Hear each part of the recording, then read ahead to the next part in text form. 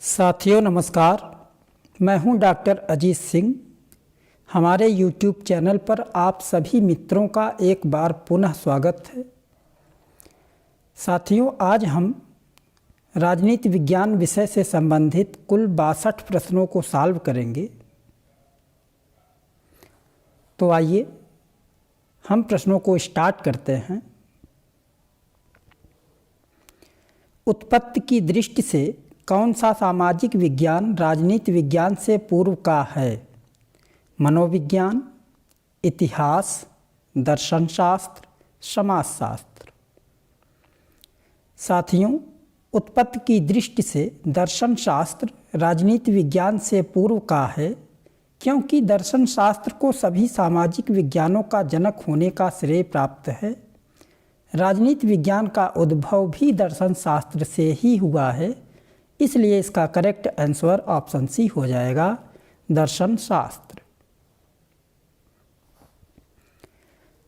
निम्नलिखित में से व्यक्तिवादी विचारक है? Harold Laski, James Mill, Herbert Spencer, अरस्तू। साथियों, सभी विकल्पों में दिए गए प्रमुख व्यक्तिवादी विचारक हर्बर्ट स्पेंसर हैं। व्यक्तिवाद व्यक्ति की स्वतंत्रता को अधिकतम तथा राज्य के कार्यक्षेत्र को न्यूनतम रखने की वकालत करता है। स्पेंसर की प्रमुख कृति the man versus the state अर्थात मनुष्य बनाम राज्य है।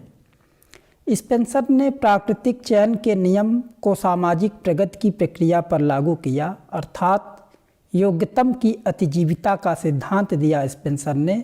तो साथियों, इसलिए प्रमुख व्यक्तिवादी विचारक जो हैं हर्बर्ट स्पेंसर हैं, ऑप्शन सी। नेक्स्ट, निम्नलिखित में से किस व्यवहारवादी विचारक ने अपने चिंतन में मानवीय स्वतंत्रता एवं प्रतिष्ठा को इरादों, प्रयोजन और प्रेरणा से जोड़ा है? B.F. Skinner, David Easton, Leonard White, शूमा। तो साथियों, B.F. स्किनर महोदय ने अपने चिंतन में मानवीय स्वतंत्रता एवं प्रतिष्ठा को इरादों, प्रयोजन और प्रेरणा से जोड़ा है, तो इसलिए इसका करेक्ट आंसर हो जाएगा ऑप्शन ए। एक राजनीतिक सिद्धांत के रूप में उदारवाद दो पृथक तत्वों का मिश्रण है। इसमें से एक लोकतंत्र और दूसरा व्यक्तिवाद है। यह कथन किसका है? Option A McGovern, Luther, Herald Laski, Dunning. साथियों, इस प्रश्न का सही आंसर है मैकगवर्न। यह कथन मैकगवर्न महोदय का है, इसलिए इसका करेक्ट आंसर ऑप्शन ए हो जाएगा। आधुनिक लोकतंत्र में बहुसंख्यकों का बहुमत पाया जाता है, किंतु उदारवाद बहुसंख्यकों के साथ अल्पसंख्यकों का भी ध्यान रखता है। इस प्रकार उदारवाद परिवर्तन और प्रगति का संदेश देता है, जिसमें व्यक्तिवाद तथा लोकतंत्र भी शामिल है। नेक्स्ट, निम्नलिखित में से कौन सा राज्य का उदारवादी सिद्धांत है? उपयोगितावाद, व्यावसायिक समूहवाद, श्रेणी समाजवाद, फांसीवाद। तो साथियों, उपयोगितावाद राज्य का उदारवादी सिद्धांत है, इसलिए इसका करेक्ट आंसर ऑप्शन ए हो जाएगा। साथियों, उपयोगितावाद का जो प्रमुख सिद्धांत है, अधिकतम लोगों का अधिकतम सुख, अर्थात राज्य का कार्य इस प्रकार होना चाहिए जिससे अधिकतम लोगों को खुशी प्राप्त हो सके। इस विचारधारा के प्रमुख समर्थक बेंथम और जॉन स्टुअर्ट मिल ने राज्य के कार्यों को नकारात्मक ढंग से अभिव्यक्त किया तथा ये विचारक व्यक्ति के कार्यों को व्यक्ति के मामलों में कम से कम हस्तक्षेप का समर्थन करते हैं, तो इसलिए इसका करेक्ट आंसर ऑप्शन ए हो जाएगा। Next, introduction to the study of public administration पुस्तक के लेखक हैं R.R. Maheshwari, A.P. Sharma, L.D. White, Woodrow Wilson. तो साथियों इसका करेक्ट आंसर हो जाएगा LD व्हाइट। नेक्स्ट, लिखित तथा अलिखित संविधानों में भेद मात्रा का है, गुण का नहीं। लिखित तथा अलिखित संविधानों में भेद मात्रा का है, गुण का नहीं, यह कथन किस विचारक का है? अरस्तु, गार्नर, JS मिल, लास्की। तो साथियों यह कथन गार्नर महोदय का है। गार्नर, ब्राइस, स्टांग, लीकाक, स्टीवर्ट आदि विद्वानों ने लिखित अलिखित संविधान के वर्गीकरण का विरोध किया है। लॉर्ड ब्राइस महोदय ने कहा है, संविधानों का लिखित और अलिखित रूप में वर्गीकरण पूर्णतः संतोषप्रद नहीं है। तो इसलिए इसका correct answer option B. Next, एक कर्मचारी के लिए किस प्रकार का प्रशिक्षण दिया जाता है जो पहले से ही सेवा में है? प्रवेश उपरांत प्रशिक्षण, पूर्व प्रवेश प्रशिक्षण, उन्मुखीकरण प्रशिक्षण, सेवाकालीन प्रशिक्षण। तो साथियों एक कर्मचारी के लिए जो पहले से ही सेवा में है उसे सेवाकालीन प्रशिक्षण दिया जाता है, क्योंकि कार्यों की बदलती हुई प्रकृति और तकनीकी के साथ तादाद में स्थापित करने के लिए सेवाकालीन प्रशिक्षण दिया जाता है। तो इसलिए इसका करेक्ट आंसर ऑप्शन डी हो जाएगा। स्टीफन पी रॉबिन्स के अनुसार संप्रेषण में 3 प्रकार के अवरोधों में शामिल नहीं है: शारीरिक, व्यक्तिगत, तकनीकी, भाषा संबंधी। तो साथियों पी रॉबिन्स के अनुसार संप्रेषण में 3 प्रकार के अवरोधों में शामिल तकनीकी शामिल नहीं है। रॉबिन्स के संप्रेषण में शारीरिक, व्यक्तिगत तथा भाषा संबंधी ये तीनों शामिल हैं, तकनीकी शामिल नहीं है। नेक्स्ट, सती प्रथा उन्मूलन के लिए किसने दृढ़ता से वकालत की? राजा राम मोहन राय, स्वामी दयानंद सरस्वती, देवेंद्र नाथ टैगोर, इनमें से कोई नहीं। तो साथियों राजा राम मोहन राय ने सती प्रथा उन्मूलन के लिए दृढ़ता से वकालत की थी। उन्होंने विलियम बेंटिंक को इस प्रथा को अवैध घोषित करने की प्रेरणा दी। बहुत से समकालीन प्रगतिशील समाचार पत्रों ने इसका समर्थन भी किया और विलियम बेंटिंक ने कानून बनाकर सती प्रथा को पूरी तरह प्रतिबंधित कर दिया। 1829 में इसे अवैध घोषित कर दिया गया। तो इसलिए इसका करेक्ट आंसर ऑप्शन ए हो जाएगा। दादा भाई नौरोजी ने जिस पुस्तक में ड्रेन ऑफ वेल्थ के सिद्धांत का वर्णन किया है वह है poverty and un British rule in India, exploitative nature of British rule in India, British rule and its consequence, nature of British colonial rule. तो साथियों दादा भाई नौरोजी ने ड्रेन ऑफ वेल्थ के सिद्धांत का वर्णन अपनी पुस्तक poverty and un British rule in India में किया था। ड्रेन थियरी का तात्पर्य है कि धन के अपवाह सिद्धांत से भारत से धन, संपत्ति एवं माल का इंग्लैंड में हस्तांतरण था, जिसके बदले में भारत को इसके समतुल्य कोई भी आर्थिक, वाणिज्यिक या भौतिक लाभ प्राप्त नहीं होता था, अर्थात आयात की तुलना में अधिक निर्यात होना था। नेक्स्ट, निम्न में से कौन सा एक कथन चीन के संदर्भ में सही नहीं है?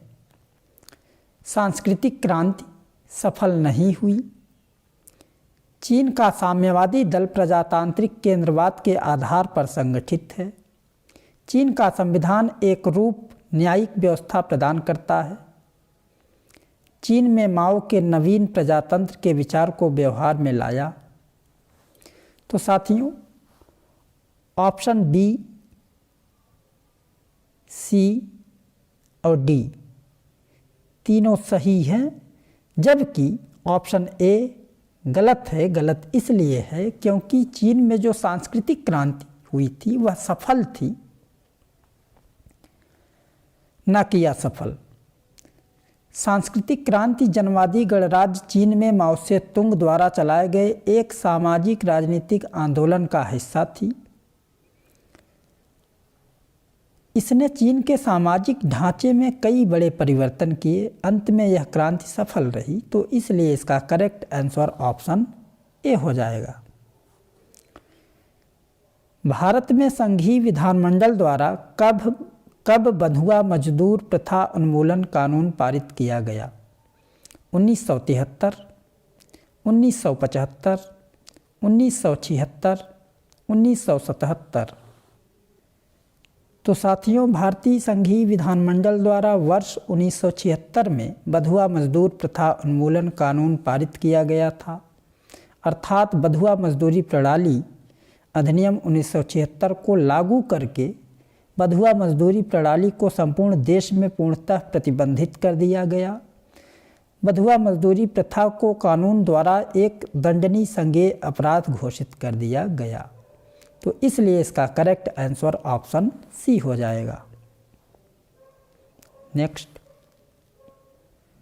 कौन सा अनुच्छेद संवैधानिक अदालतों की स्थापना के लिए प्रावधान करता है जो संयुक्त राज्य अमेरिका की न्यायिक शक्तियों का उपयोग करता है? अनुच्छेद 2, अनुच्छेद 3, अनुच्छेद 4, अनुच्छेद 5।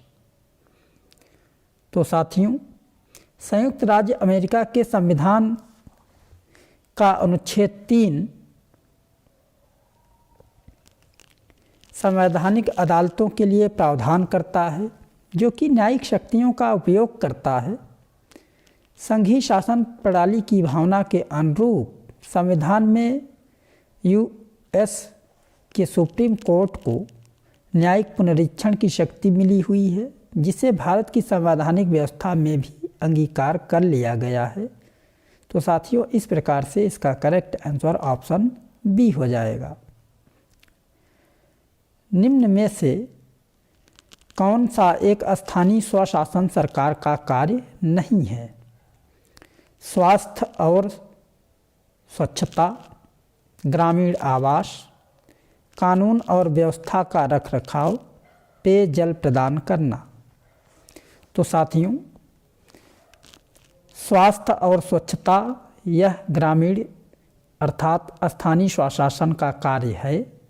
ग्रामीण आवास का भी स्थानीय स्वशासन का कार्य है और पेयजल भी है, और कानून और व्यवस्था का रखरखाव करना ये राज्य गवर्नमेंट का कार्य है।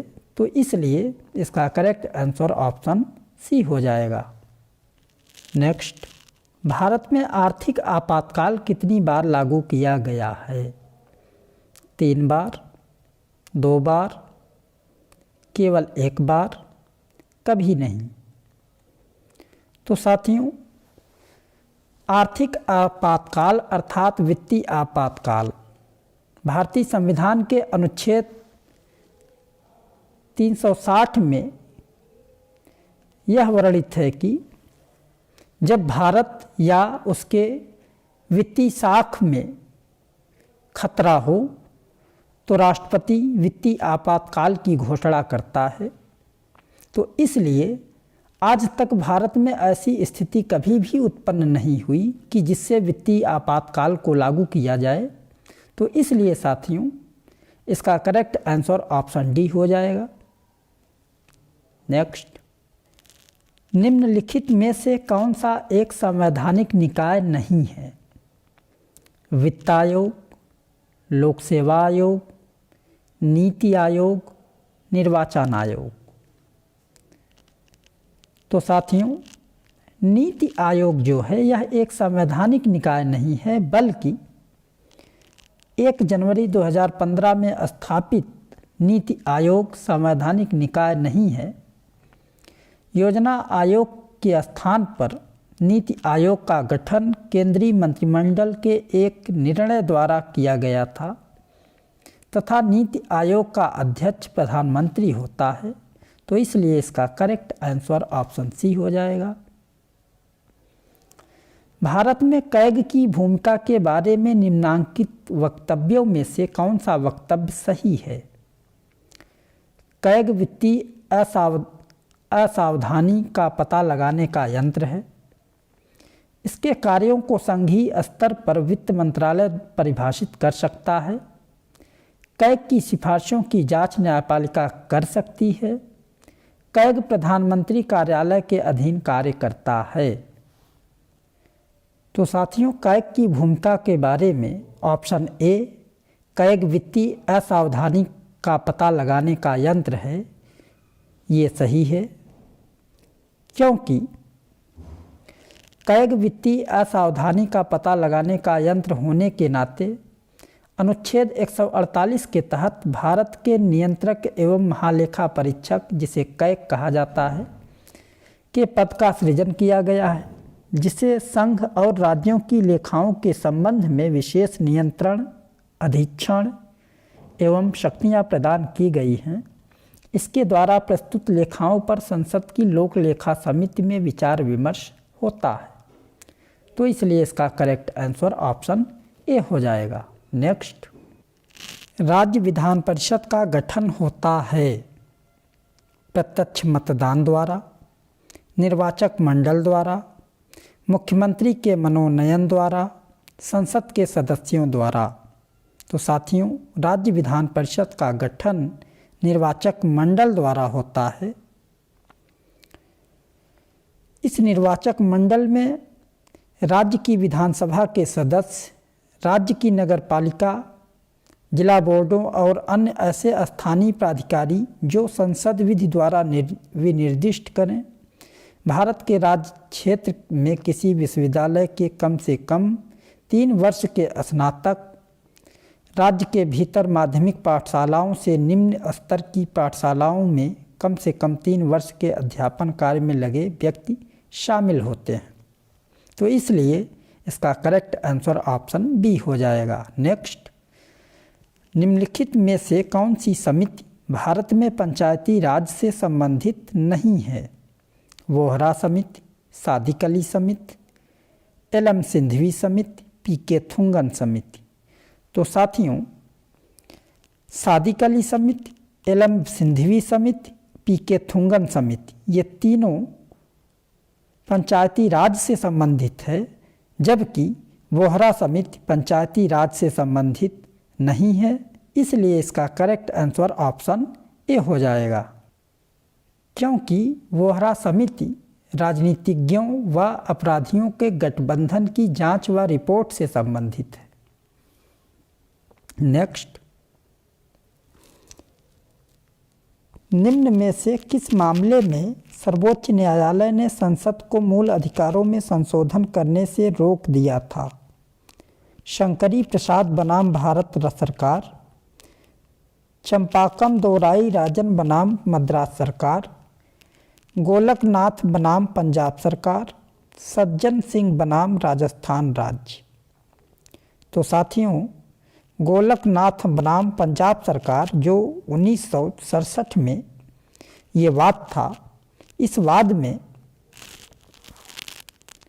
माननीय सर्वोच्च न्यायालय ने यह निर्णय दिया कि संसद संविधान में प्रदत्त मूल अधिकारों में संशोधन नहीं कर सकती, लेकिन बाद में इस निर्णय को केशवानंद भारती बनाम केरल राज्य के वाद में 1973 में जो हुआ था वो उलट दिया गया। तो इसलिए इसका correct answer option C. Next, Lok Sabha की प्राक्कलन समिति की समयावधि क्या होती है? 2 वर्ष, 5 वर्ष, 3 वर्ष, 1 वर्ष। तो साथियों, लोकसभा की प्राक्कलन समिति की समयावधि 1 वर्ष की होती है। प्राक्कलन समिति में लोकसभा के 30 सदस्य होते हैं। इसमें राज्यसभा के सदस्य सम्मिलित नहीं किए जाते। इसे अस्थायी मितव्ययिता समिति भी कहते हैं। लोकलेखा समिति तथा प्राक्कलन समिति को जुड़वा बहने कहा जाता है। तो इसलिए इसका correct answer option D. Next, निम्न में से भारतीय संघ में नए राज्यों को प्रवेश कराने की शक्ति किसे प्राप्त है? राष्ट्रपति, उपराष्ट्रपति, उच्चतम न्यायालय, संसद। तो साथियों, भारतीय संघ में नए राज्यों को प्रवेश कराने की शक्ति संसद को प्राप्त है, क्योंकि भारत के संविधान के अनुच्छेद 2 के अनुसार संसद विधि द्वारा ऐसे निर्बंधनों और शर्तों पर जो वह ठीक समझे संघ में नए राज्यों का प्रवेश या उनकी स्थापना कर सकेगी। इसलिए इसका करेक्ट आंसर ऑप्शन डी।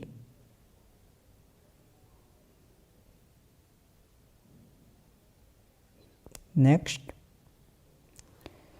निम्नांकित में से कौन सा अधिकार भारत में राष्ट्रपति को संसद के संबंध में नहीं है? राष्ट्रपति समय समय पर संसद के प्रत्येक सदन को ऐसे समय और स्थान पर जो ठीक समझे अधिवेशन के लिए आहूत करेगा, किंतु एक सत्र से दूसरे सत्र के मध्य 6 माह का अंतर होगा। तो साथियों, राष्ट्रपति की यह शक्ति है सदनों या किसी सदन का सत्रावसान कर सकेगा, तो ये भी सही है। राज्यसभा का विघटन कर सकेगा, तो साथियों राज्यसभा का कभी विघटन नहीं होता, इसलिए ये वाक्य गलत है। लोकसभा का विघटन कर सकेगा, ये भी सही है। तो इसलिए साथियों क्वेश्चन में दिया गया है कि राष्ट्रपति को संसद के संबंध में कौन सी शक्ति अधिकार नहीं है, तो इसका करेक्ट आंसर ऑप्शन सी।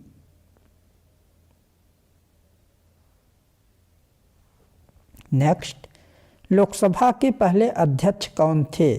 संजीव रेड्डी, बालयोगी, जीवी मावलंकर, बी.डी. जत्ती।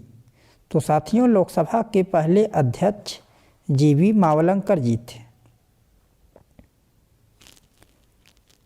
क्योंकि प्रथम लोकसभा का पहला अधिवेशन 13 मई 1952 को हुआ था और 15 मई 1952 को गणेश वासुदेव मावलंकर लोकसभा के प्रथम अध्यक्ष बनाए गए थे। नेक्स्ट, भारत के संविधान में उल्लिखित नागरिकों के मौलिक कर्तव्य कितने हैं? 9, 10, 11, 12। तो साथियों वर्तमान में नागरिकों के जो मौलिक कर्तव्य हैं वह कुल 11 हैं, क्योंकि संविधान में नागरिकों के 11 मौलिक कर्तव्य बताए गए। मौलिक कर्तव्यों की व्यवस्था स्वर्ण सिंह समिति की सिफारिश के आधार पर 42वें संविधान संशोधन 1976 के द्वारा की गई थी तथा 42वें संविधान संशोधन 1976 के द्वारा भाग 4 का तथा अनुच्छेद 51 का जोड़कर कुल 10 मौलिक कर्तव्य रखे गए थे, लेकिन 86वें संविधान संशोधन 2002 के द्वारा एक और मौलिक कर्तव्य जोड़ा गया। इस प्रकार वर्तमान में कुल 11 मौलिक कर्तव्य भारतीय संविधान में सम्मिलित। तो इसका correct answer option C. Bharat के संविधान की प्रस्तावना में भारतीय गणतंत्र के विशेषणों में समाजवाद शब्द का भी प्रयोग किया गया है। संविधान के किस भाग से इस लक्ष्य की पूर्ति होती है? मूल अधिकार, राज्य के नीति निदेशक तत्व, ए और बी दोनों, कहीं नहीं। तो साथियों इस लक्ष्य की पूर्ति मूल अधिकार और राज्य के नीति निदेशक तत्वों दोनों के द्वारा होती है, तो इसलिए इसका correct answer option C. Next, निम्नलिखित में से भारतीय संविधान में कौन सा नागरिकता का आधार है? इतिहास से प्रमाणित उद्भव का आधार, भौगोलिक आधारित उत्पत्ति, जन्मना और भारतीय संस्कृति की स्वीकृति, संविधान प्रारंभ होने का आधार। तो साथियों भौगोलिक आधारित उत्पत्ति, क्योंकि नागरिकता का आधार भौगोलिक आधारित उत्पत्ति भी है। भारतीय नागरिकता अधिनियम 1955 द्वारा भारतीय नागरिकता निम्नलिखित तरीकों से प्राप्त की जा सकती है: जन्म द्वारा, रक्त संबंध या वंशक्रम द्वारा, रजिस्ट्रीकरण द्वारा, देशीकरण द्वारा तथा किसी भूभाग के सम्मिलन द्वारा होती है। तो इसलिए इसका करेक्ट आंसर ऑप्शन बी हो जाएगा। भारत के संविधान की उद्देशिका में निम्नलिखित में से किसका उल्लेख नहीं है? राजनीतिक समानता, व्यक्ति की गरिमा, प्रतिष्ठा की समानता, राष्ट्र की अखंडता। तो साथियों, राजनीतिक समानता भारतीय संविधान की उद्देशिका में उल्लेखित नहीं है, इसलिए इसका करेक्ट आंसर ऑप्शन ए हो जाएगा। नेक्स्ट, निम्न में से किस व्यवस्था की विशेषताओं को भारत के संविधान में सम्मिलित किया गया है? संघीय व्यवस्था की विशेषताएं, एकात्मक व्यवस्था की विशेषताएं, ए और बी दोनों, परिसंघ व्यवस्था की विशेषताएं। तो साथियों, भारतीय व्यवस्था में, भारतीय संविधान में संघीय व्यवस्था की विशेषताएं, संघात्मक तो भारतीय संविधान है ही, लेकिन कुछ विषम परिस्थितियों में भारतीय शासन व्यवस्था एकात्मक हो जाती है। तो इसलिए इसका करेक्ट आंसर ए और बी दोनों हो जाएगा। केंद्र राज्य के मध्य शक्तियों का बंटवारा संविधान की किस अनुसूची में दिया गया है? 5वीं अनुसूची, 7वीं अनुसूची, 10वीं अनुसूची, 12वीं अनुसूची। तो साथियों, केंद्र और राज्य के मध्य शक्तियों का बंटवारा 7वीं अनुसूची में दिया गया है। नेक्स्ट, भारत में किस संविधान संशोधन द्वारा संपत्ति के अधिकार को मौलिक अधिकार से वंचित कर दिया गया? संविधान संशोधन 40, संविधान संशोधन 42, संविधान संशोधन 44, संविधान संशोधन 46।